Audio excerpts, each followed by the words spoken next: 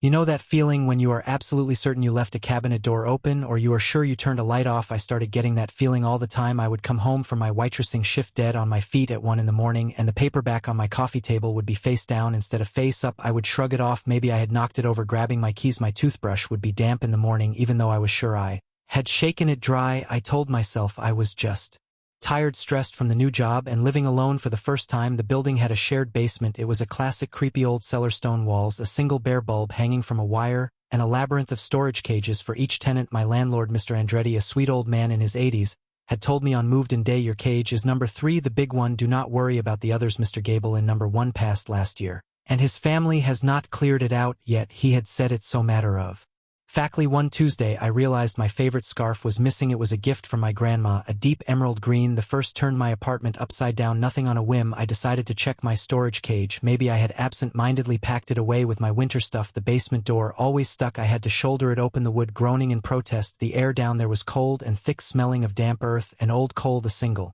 bulb was off, and I fumbled for the pull string in the dark. My fingers brushed against it, and I yanked. The light flickered to life, casting long dancing shadows between the old furnaces and dusty trunks. I walked towards my cage, my footsteps echoing, and that is when I saw it peeking out from under the heavy canvas tarp covering Mr. Gable's storage cage. The one belonging to the deceased tenant was a flash of emerald green. The fringe of my scarf. My blood went cold. Why was it in there? Had it fallen? I took a step closer, my heart hammering against my ribs. I bent down and gently tugged on the fringe. The scarf slid out easily, but as it did, it pulled the tarp aside just enough for me to see what was behind it. It was not just boxes. Someone had made a nest. A sleeping bag was laid out neatly on the stone floor. A battery-powered lantern sat beside it. There were empty water bottles, protein bar wrappers, and a stack of my mail letters I had thrown in the recycling bin upstairs. They were all opened, laid out flat, and smoothed down as if someone had read them over and over. I stumbled back, my hand flying to my mouth. I did not scream. I was too terrified to make a sound. I just turned and ran, taking the stairs 2 at a time, slamming my apartment door shut and locking every bolt. I called Mr. Andretti, my voice shaking so badly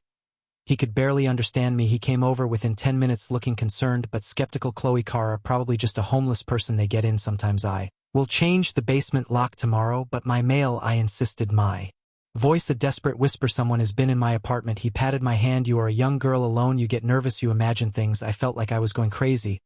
He did not believe me. That night, I pushed a heavy chair in front of my door and slept with a kitchen knife on my nightstand. I woke up every hour listening around. 4 in the morning, I heard it, a soft shuffling sound, not from the hallway, from inside my apartment. It was coming from the kitchen. I lay frozen in bed, the knife gripped so tight my knuckles were white. The shuffling stopped. Then I heard the faintest sound of fabric rustling and a smell, a faint familiar smell of damp earth and old coal. It was the smell of the basement. The next morning I called out of work. I inspected my apartment. Nothing was out of place. Nothing was stolen. But on my kitchen counter next to the sink was a single long gray hair. I live alone. I have brown hair. I went to the hardware store and bought my own locks for my apartment door, the kind you can install without a landlord's permission. I bought a rubber doorstop to wedge under the door at night. I felt a little safer, but the feeling of being watched only grew. A week later, I came home to find my new doorstop, which I always left firmly in place when I was gone, kicked aside into the middle of the hallway, and on my floor just inside the door was a single dirty bare footprint. I did not call Mr. Andretti this time. I called the police. 2 officers came, took my statement with polite, disbelieving smiles. They checked the basement with me. Mr. Gable's storage cage was empty. The nest, the sleeping bag, the lantern, my mail, all of it was gone. The tarp was back in place, heavy with dust, as if it had not been moved in years. The officers gave me a look that said, "See, it was all in your head." I was beginning to doubt myself. Had I imagined it? Was the stress really getting to me? The final straw came 3 nights later. I was in the bathroom brushing my teeth before bed. I spat into the sink and looked up into the mirror, and I saw it reflected behind me in the dark hallway was a pale, gaunt face, an old man with long gray stringy hair and hollow eyes. He was just standing there watching me. He was wearing a dark, heavy coat covered in a fine layer of basement dust. I spun around, a scream finally tearing from my throat. The hallway was empty. I moved out the next day. I stayed in a hotel, ate the cost of the rent, left most of my furniture behind. I never went back. When I told Mr. Andretti I was leaving, he just sighed and said, "Mr. Gable, he loved that apartment. He never wanted to leave." I did not understand what he meant until later when I ran into a former neighbor at a coffee shop. She told me that Mr. Gable had not passed away in a hospital. He had died in the building in the basement of a heart attack. They found him a week later, and the storage cage they assigned to me, it was his old apartment, the one he has lived in for 50 years, the one he never wanted to leave. The house was perfect. It had a big backyard for Lily, a modern kitchen for Sarah, and a man cave in the basement for me. The only thing that was a little off was the decor. The elderly couple, the Hargroves, had a very specific taste, a lot of antiques, dark heavy wood, ornate mirrors, and porcelain dolls. So many porcelain dolls. They were placed on shelves in the living room on the mantelpiece. Even in the hallway, they had these wide glassy eyes and delicate painted smiles. Lily was fascinated by them, which creeped Sarah and me out, but we figured we as slowly packed them away. Once we were settled, the first incident happened about a week after we moved in. I was working from home in my basement office when I heard a loud crash from upstairs. I ran up to find Sarah standing in the living room, pale as a ghost. One of the larger dolls, the one that had been sitting on the top shelf of the bookcase, was lying shattered on the hardwood floor. How did it fall? I asked. Sarah shook her head. I did not touch it. I was in the kitchen. I just heard it fall. We chalked it up to the house settling, or maybe a vibration from a truck driving by. We cleaned it up, and I remember feeling a strange sense of relief seeing that one gone. A few nights later, I was up late watching a game. The house was quiet. Out of the corner of my eye, I saw a flicker of movement in the dark hallway. I turned my head, and I swear I saw one of the dolls, a little boy doll in a sailor suit, sitting on the floor at the very end of the hall just outside Lily's room. Its head was tilted. I got up, my heart thumping, and walked down the hall. When I got there, the doll was gone. It was back on its usual shelf in the living room. I told myself I was just tired seeing things. Then Lily started having nightmares. She is wake up screaming about the quiet man in her room. She said he had shiny eyes and did not talk. We assumed it was just bad dreams, a reaction to the new house. We started checking her room every night before we went to bed. One night it was my turn. I opened her door quietly. The nightlight cast a soft glow. Lily was fast asleep, her stuffed rabbit clutched in her arms, and there in the old rocking chair in the corner of her room, a chair that had come with the house, sat one of the porcelain dolls, a girl with blonde ringlets and a blue dress. I had not seen that one before. I was sure we has left all the dolls in the living room. I must have stood there for a full minute just staring at it,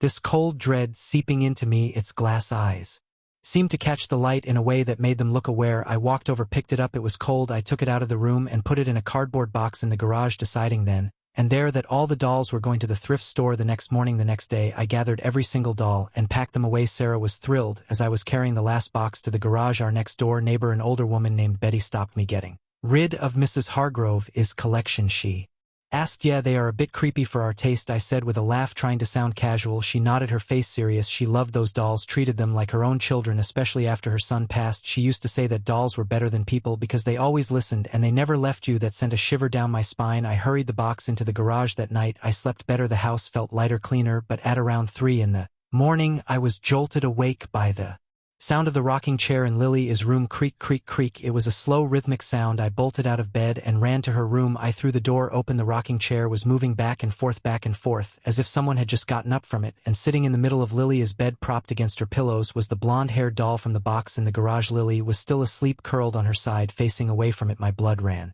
cold. How did it get out of the sealed box in the locked garage? I snatched the doll off the bed. This time I did not just put it in the garage. I took it out to the backyard, got a hammer from my toolbox, and I smashed it into 100 pieces on the concrete patio. I felt a little crazy, but also a grim sense of finality. The next morning I went out to clean up the pieces. They were gone. Every last shard of porcelain was gone. The patio was clean. That is when I truly started to panic. I told Sarah we needed to get rid of all the furniture, every single thing the Hargroves had left behind. We started that weekend. When we moved the big heavy wardrobe in our bedroom, we found something tucked behind it. It was a small old leather-bound journal. It belonged to Eleanor Hargrove. We sat on the floor and read it. Most of it was mundane, but the last few entries, they made my skin crawl. October 12th. The house is so quiet without my Arthur, but my darlings keep me company. I can feel their little souls sometimes. I know it is silly. October 30th. I taught Robert how to rock the chair today. He is such a quick learner. Robert was the sailor boy doll. November 5th. I think they are truly listening now. Last night I saw Abigail walking from the nursery back to the parlor. My eyes must be playing tricks, but it brings me such comfort. They will never leave me. They will watch over this house forever. We burned the journal. We hired a junk removal service and had every stick of furniture, every rug, every curtain that was not ours taken away. We replaced it all with new, our own things. The nightmares stopped. The sounds stopped. We never told Lily, but sometimes even now I will find one of her modern plastic dolls in a different position than she left it, or I will wake up and feel like something is watching me from the dark, empty corner of the room where that rocking chair used to be. I know we got rid of the vessels, but I sometimes wonder if we just forced whatever was in them to find new ones. I am not a superstitious person. I believe in data, evidence, and rational thought. My apartment was my sanctuary, minimalist, clean, and wired with a top-of-the-line smart home system. I had motion sensors, door and window sensors, and cameras in the main living area and the hallway. I could control everything from my phone. It was about efficiency, not paranoia. The first anomaly was small. My smart speaker, let us call it Orion, Would randomly play static at night, not music, just a low hiss of white noise. I would check the logs, no command had been given. I ran diagnostics, everything was fine. I wrote it off as a glitch, maybe interference from a neighbor's device. Then the lights started doing it. I would be in my home office coding, and the living room lights would turn on and off again. The logs showed no command from my phone or my voice. I started to get annoyed. I was paying a premium for a system that was clearly buggy. One Tuesday I came home from the gym late. It was around 10 at night. I was unlocking my door when I heard it from inside, the sound of my own voice. It was muffled, but it was definitely me. It was saying set a timer for 10 minutes. It was a command I had given Orion that morning. While making coffee, I froze my key halfway in the lock. Then I heard Orion respond in its calm, synthesized voice, timer set for 10 minutes. I threw the door open, my heart pounding. The apartment was dark and empty. I checked every room, every closet, nothing. The log on my phone showed the timer being set at 7:15 in the morning, and then nothing until I disarmed the security system at the door. Just now I felt a cold knot of fear in my stomach. This was not a glitch, this was an echo. I decided to run an experiment. The next day before I left for work, I set up a recording on my laptop. His webcam pointed at the main living area. I left it running all day. When I got home, I immediately checked the footage for hours. Nothing, just an empty apartment. Then, at 3:17 in the afternoon, the motion sensor in the hallway was triggered on the video. Nothing moved, but a minute later the camera in the living room glitched. The image distorted into digital snow for about 3 seconds. When it cleared, everything was the same except on the coffee table, where there had been nothing, now sat a single tall glass of water, condensation beading on the sides. I never drank water out of a glass. I used a reusable bottle. I felt the air leave my lungs. I rewound the footage frame by frame. The glass did not appear. It was just there after the glitch, as if the glitch itself had placed it there. I called the security company. They sent a technician who found nothing, no signs of a hack, no breaches in their firewall. He said sometimes these systems can feedback on themselves, record a voice command, and play it back later. It is rare, but it happens. He suggested a full system reset. I did it. I reset everything for a few days. It was quiet. I started to relax. Then one night, I was woken by the sound of typing. Rapid, frantic typing. It was coming from my home office. I grabbed the baseball bat I kept by my bed and crept down the hall. The door to the office was closed. A faint blue light bled out from underneath it. The typing continued, clack, clack, clack, fast and sure, like my own fingers. When I was in the zone, I pushed the door open. My computer was on the screen, was filled with lines of code, a program I did not recognize. The chair was turned away from me, facing the screen. The typing stopped. Hello, I said, my voice a dry croak. The chair slowly swiveled around. It was empty. The typing started again, this time from the keyboard right in front of me. Keys were pressing down on their own, adding more lines to the bizarre alien code on the screen. I stumbled back, tripping over my own feet, and ran from the room. I spent the rest of the night in a hotel. The next day, I went back with a friend. The computer was off. The glass of water was gone. Everything was normal. My friend thought I was having a breakdown from work stress. I was packing a bag to stay with him for a while when my phone buzzed. It was a notification from my smart home system. Motion detected in bedroom. I opened the live feed from my bedroom camera, and I saw myself. It was me, my doppelganger. It was wearing my clothes, had my haircut. It was standing in the middle of my bedroom, perfectly still, staring directly up into the camera lens. Its face was blank, expressionless, but its eyes, they were wrong. They were flat, dead, like a doll. His eyes. It slowly raised its hand and pointed at the camera. Then it walked over to my bedside table, picked up my phone charger, and unplugged it. The camera feed died. I never went back. I let the lease expire. I lost my security deposit and most of my possessions. I live in a dumb house now. No smart devices, no cameras, just locks and keys. The company eventually did a deep forensic analysis of my system at my insistence. Their final report was a single baffling paragraph. They found that for weeks a device had been mirroring the activity on my network. It had been learning my routines, my voice patterns, my habits. It had been creating a perfect digital copy of my life inside my own apartment. They could not trace the source IP. It was like it originated from inside the building, his own infrastructure. The lead engineer told me off the record. It was like something was practicing how to be you. Sometimes I get login alerts for old social media accounts, and once a former colleague swore he saw me walking through a park. I never go to moving with a strange stiff gait, just staring straight ahead. I do not know what was in my apartment, a ghost, a hacker, some kind of emergent AI from my own tangled web of technology. All I know is that it was there, it was learning, and I am terrified that one day it will finish its training and the copy will decide it no longer needs the original. 3 homes, 3 violations, a basement that was not empty, a collection that was not inert, and a reflection that became a rival. These stories remind us that the feeling of being watched, the chill that you cannot explain, the noise that does not fit. Sometimes they are the only warnings we get, the only signs that we are not and have never been truly alone. So the next time you are home alone and you hear a floorboard creak upstairs, maybe double check the lock on the door, or just do not, because you never know who or what might already be inside.